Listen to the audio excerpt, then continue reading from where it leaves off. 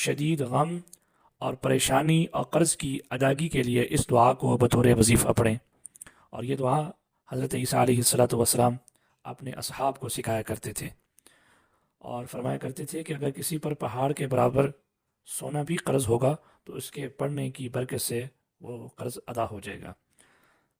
اللہم فارج الہم کاشف الغم مجیب دعوت المضطرین رحمن الدنیا والآخرہ ورحمہما انت ترحمنی فارحمنی برحمت تغنینی بہا عن رحمت من سواک۔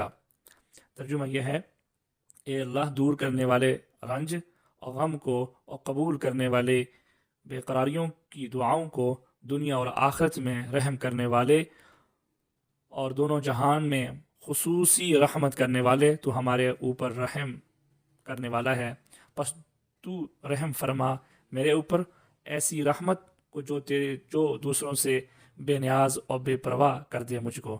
آمین۔